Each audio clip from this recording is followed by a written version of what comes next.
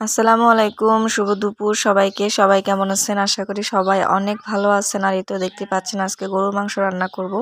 তো তাড়াতাড়ি আপনার আপনার ব্লেন্ডারটা আপনার একদমই হয়ে গেছে। তো এখানে আর কি আপনার মশলা বাটলাম পাটায়। তো পাটায় বাটা মশলা তো সব কিছু কিন্তু আজকে মাখিয়ে রান্না করবে। এখানে কিন্তু আপনার আদা, রসুন, পেঁয়াজ, তেজপাতা, ডালচিনি, গরম মশলা আর আপনার হলুদের গুঁড়া, মরিচের গুঁড়া যা যা লাগে আর স্বাদ মতো লবণ দিয়ে সুন্দর করে আপনার মাংসটাকে এখন মাখিয়ে নিব। আর এখন দিয়ে দিলাম আপনার পরিমাণ মতো তেল। তো এখন সুন্দর করে হাতেই মাখিয়ে নিচ্ছি। তো দেখতে থাকুন সম্পূর্ণ ভিডিও কিভাবে কি করি। আর আজকে ঝটপট রান্না করার জন্য ভাবলাম মাখিয়ে রান্না করি। এখন আপনার মাখায় রান্না করে তারপরে আপনার চুলায় দিয়ে দিব। আর এই তো দেখতেই পাচ্ছেন ঢাকনা দিয়ে ঢেকে রাখলাম। আর আজকে রান্না করতেছি আমার খালার বাড়িতে। আর এই তো দেখতেই পাচ্ছেন খালার বাড়িতে বেড়াতে আসছি। আর আমাদের খালার বাড়িতে কিন্তু আপনার বন্ধু চলে আসে।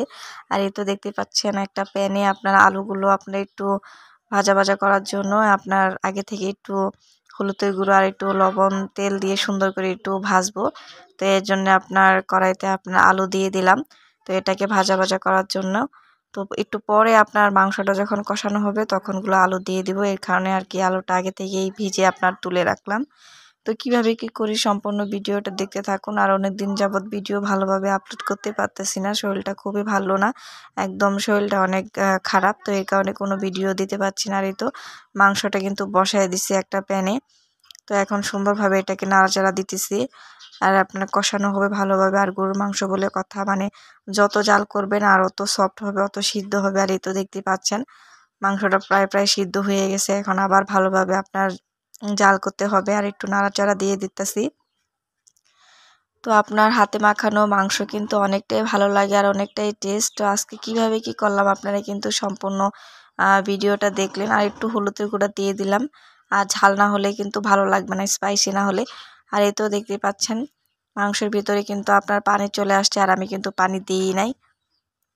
আর এই যে দেখেন মাংসতে আপনার সুন্দরভাবে একটা সেন্ট বেরিয়ে পড়ছে। আর হাতে মাখিয়ে কিন্তু মাংস খেলে কিন্তু অনেকটাই ভালো লাগে, টেস্টি টেস্টি। আর এর জন্য ভাবলাম যে আজকে তাড়াহুড়া করে ঝটপট রান্না করার জন্য আপনার হাতে মাখিয়ে নিই। তো এর জন্য আর কি হাতে মাখিয়ে আজকে রান্না করলাম। তো চাইলে কিন্তু আপনারা সুন্দর করে হাতে মাখিয়ে তারপরে কিন্তু রান্না করতে পারেন। আর এই তো এখন দিয়ে দিলাম আপনার আলু। তো ভেজে রাখা আলুগুলো আগে থেকে ভিজে রাখছিলাম। তো এখন এই আলুগুলো দিয়ে দিলাম। তো এখন আবার আলু দিয়ে তারপরে আপনার একটু নাড়াচাড়া দিতেছি। আর দিয়ে একটা আপনার রসুন দিছিলাম আস্ত।